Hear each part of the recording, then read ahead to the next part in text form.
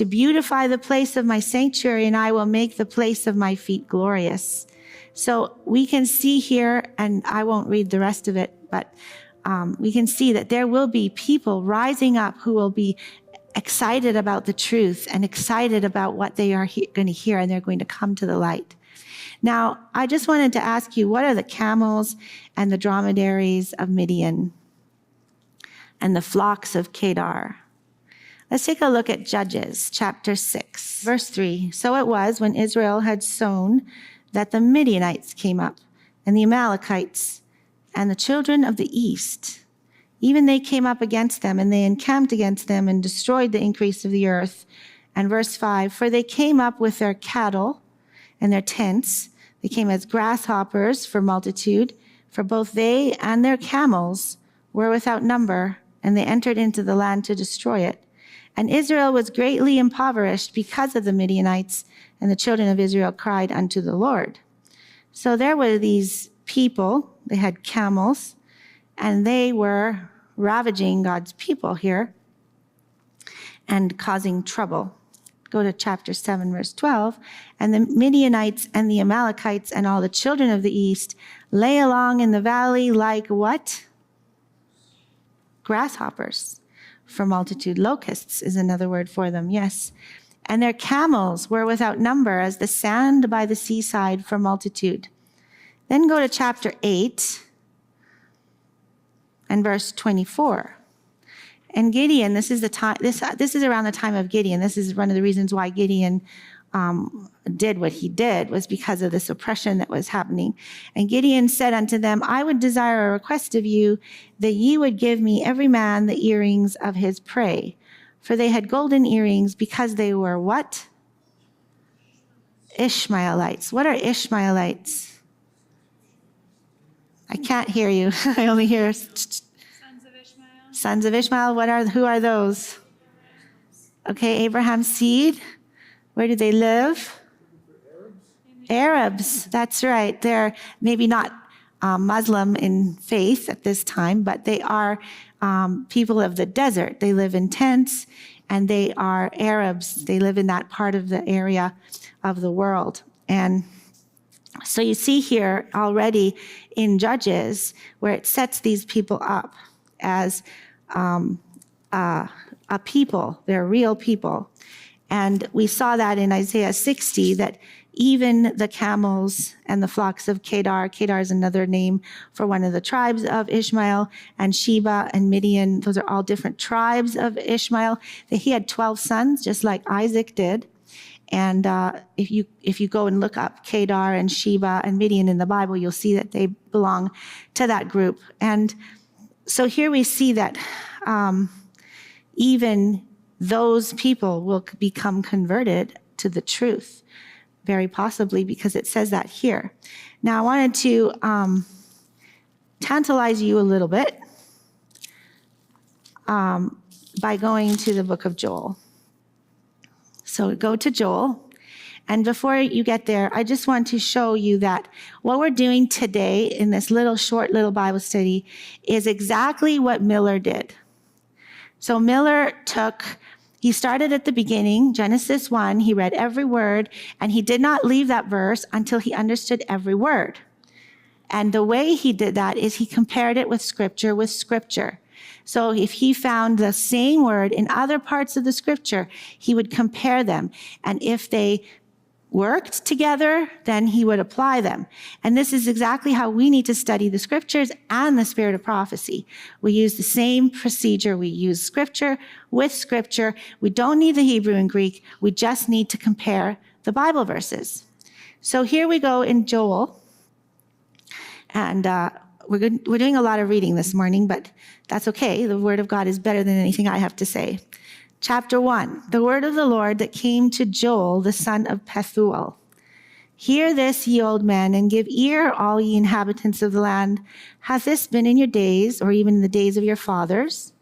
Tell ye your children of it, and let your children tell their children, and their children another generation.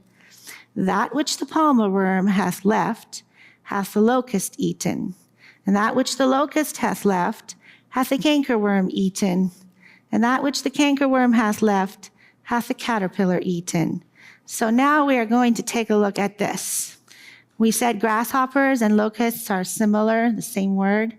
And here we have palmer worm, a locust, a cankerworm, and a caterpillar. Any idea what these are? Very good. You guys are excellent students. Yes, they are the 4 stages of a locust's life.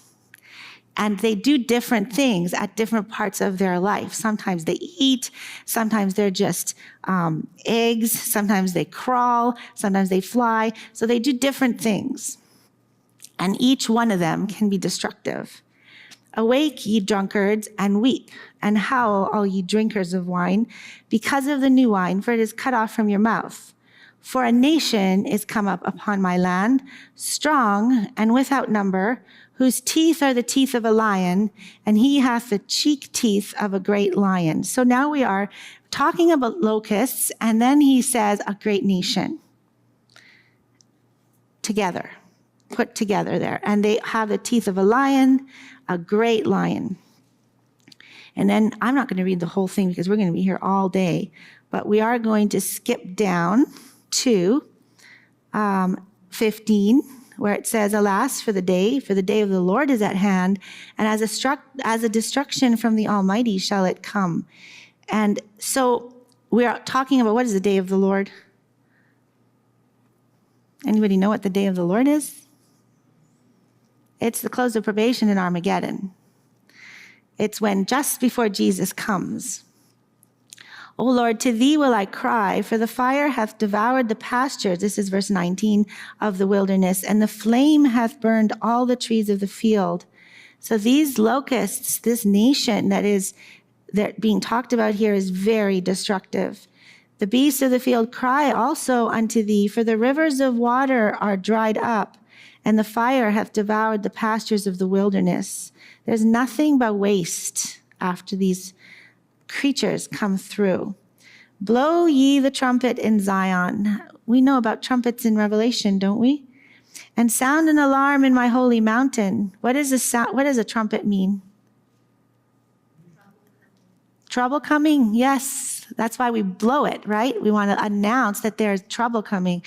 A war is coming. Warlike signs are ahead. In my holy mountain, let all the inhabitants of the land tremble, for the day of the Lord cometh, for it is nigh at hand. A day of darkness and gloominess, a day of clouds and of thick darkness. As the morning spread upon the mountains, a great people and a strong.